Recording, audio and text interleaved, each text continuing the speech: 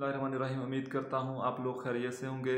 आज हम स्टार्ट करने वाले हैं पोएम नंबर 8 ओzymandias। बड़ी ही शानदार पोएम है, पी बी शैले ने इसको लिखा है। तो आइए स्टार्ट करते हैं।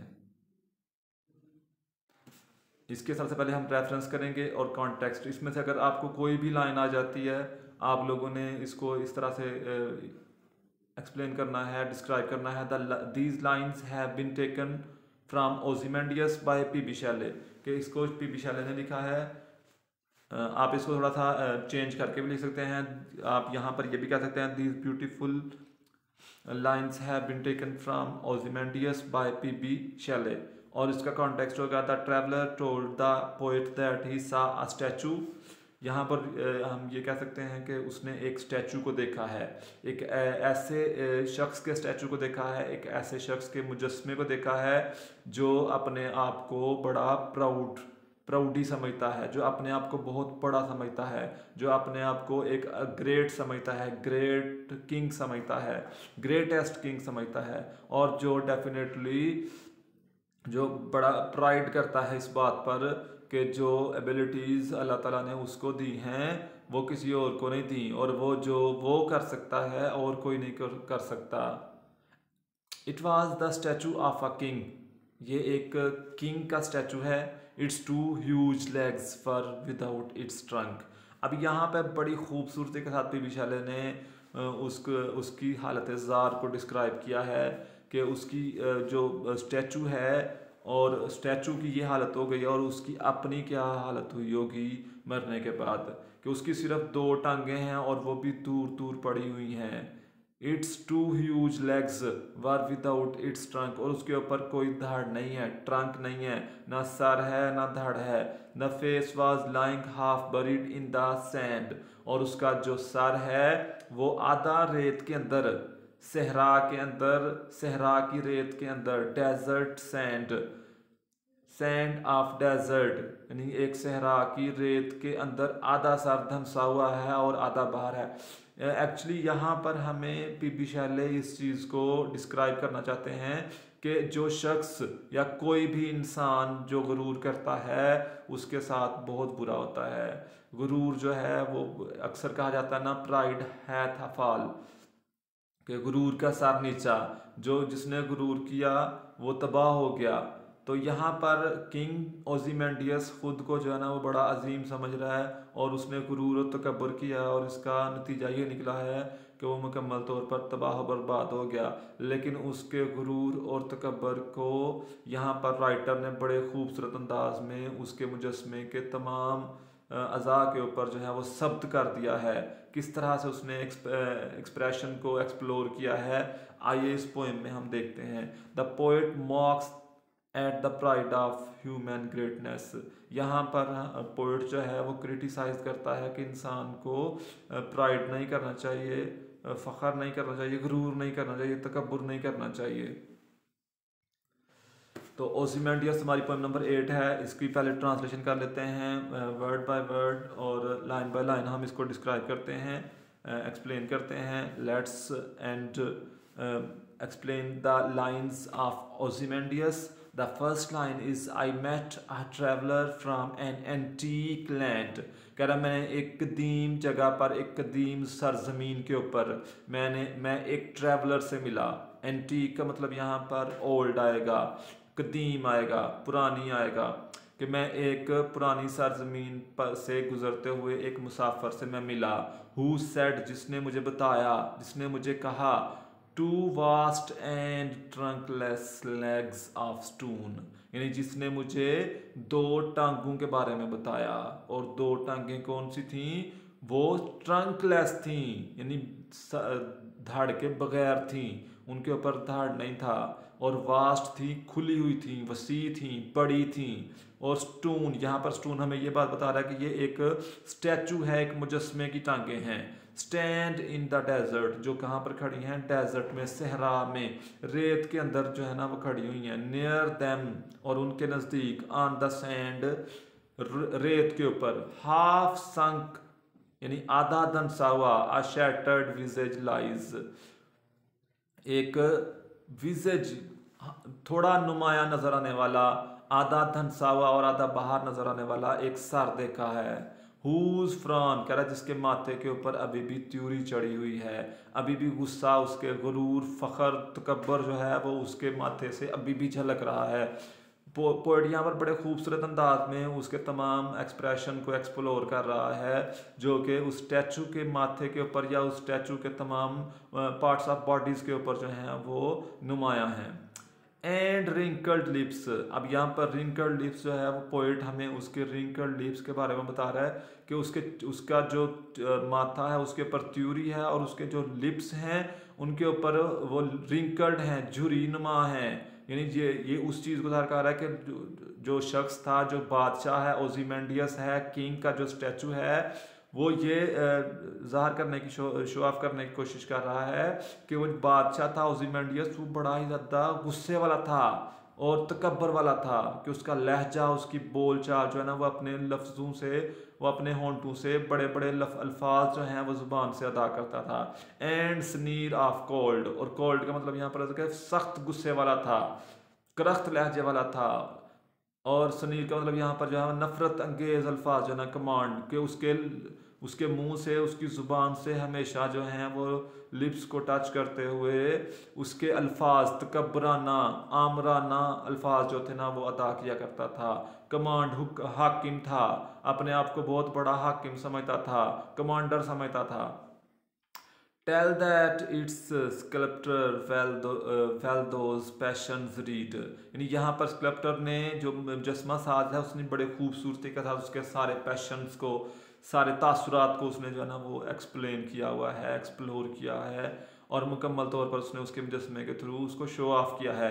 विच येट सर्वाइव, यानी उसके मर जाने के बाद उसका जो स्टैचू है वो भी खस्ता हालत में है, लेकिन उसने इतने खूबसूरत अंदाज में उसको सर्वाइव रखा हुआ है।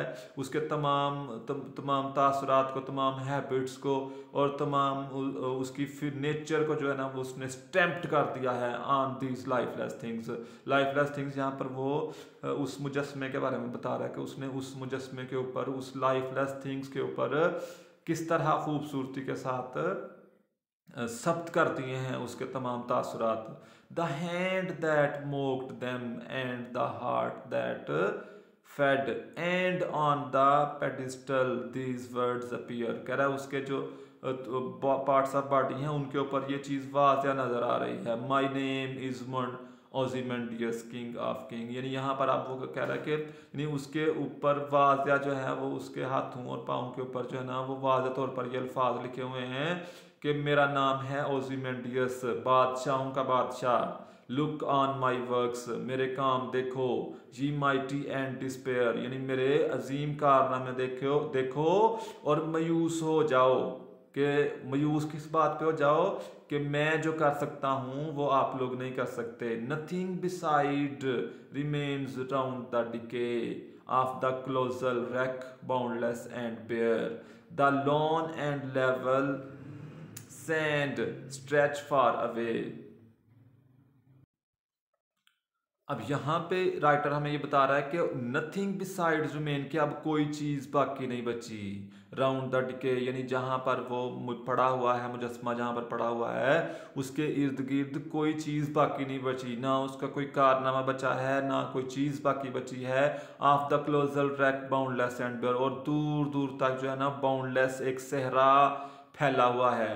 The loan and level sand stretch far away, और वो दूर दूर तक फैले हुए सहरा में सिर्फ उसका मुजस्मा जो है वो तनहा वहाँ पर पड़ा हुआ है। अब इसकी फर्स्ट 4 लाइन्स को यहाँ पर एक्सप्लेन करते हैं। The poet met a traveller, यानी कि डेफिनेटली यहाँ पर हम बताएंगे कि पोइट जो है वो एक ट्रैवलर से मिला है। He came from an ancient land, वो एक एंटीक लैंड से आया है। And he told the poet that he had seen a statue, उसने पोइट को बताया कि उसने एक स्टैचू को देखा। It was standing in the desert, जो कि डेजर्ट में खड़ा हुआ था। Its two huge legs were without its trunk, और उसकी 2 टांगें थी, ह्यूज बड़ी बड़ी टांगें थी, वसी और ह्यूज टांगें थी जो कि ट्रंक के बगैर थी, जो कि धड़ के बगैर थी। The face was lying half buried in the sand, और उसका जो फेस था वो आधा जमीन के अंदर धंसा हुआ था। इट ले हाफ बरीड देयर, और ये आधा नीचे धंसा हुआ था। The features of the face were distorted, और उसके जो फेस था उसके तासुरात डिस्टॉर्टेड थे, मस्क शुदा थे। और लाइन नंबर 5 to 8 यहाँ पर हम करेंगे एक्सप्लेनेशन उसकी कुछ इस तरह से होगी। The face of the statue had a frown on it, और जो स्टैचू था उसके चेहरे के ऊपर त्यूरी चढ़ी हुई थी, गुस्सा था। इट्स लिप्स वर रिंकल्ड, और उसके चेहरे उसके लिप्स के ऊपर जो था ना रिंकल्स थी, झुर्रियाँ हुई थी। There were a look of anger on it, और उसके जो फेस था उसके ऊपर एक एंगर, गुस्से की एक लहर नजर आ रही थी, गुस्से का अंदाज नजर आ रहा था, तासुर नजर आ रहा था। The face showed Michael's authority, all the feelings of a cruel king were clearly depicted there, यानी यहाँ पर जो मुजस्मा था उसने बड़ी खूबसूरती के साथ तमाम तासुरात को, तमाम जज्बात को बादशाह के फेस के ऊपर जो है ना वो क्रूअल जालिम बादशाह के फेस के ऊपर जो है ना वो तमाम तासरात को शो ऑफ किया है। It showed that the sculptor did no end understand well all the unkind feelings of a powerful king. यहाँ पे ये स्कल्प्टर ने मुकम्मल तौर पर ये जानता था कि जो जालिम और करख्त और सख्त संग दिल बादशाह है उसकी तमाम फीलिंग्स को उसने उसके ऊपर शो ऑफ किया है। Therefore he have curved them so plainly on the face, और कह रहा वो उसके तमाम तो कारनामों को बेहतर तरीके से जानता था, उसके जालिमाना अहकामात को वो बखूबी जानता था, इसलिए उसने उसके चेहरे के ऊपर वाज़ह तौर पर जो है ना वहाँ एक एक चीज़ को शब्द किया हुआ था।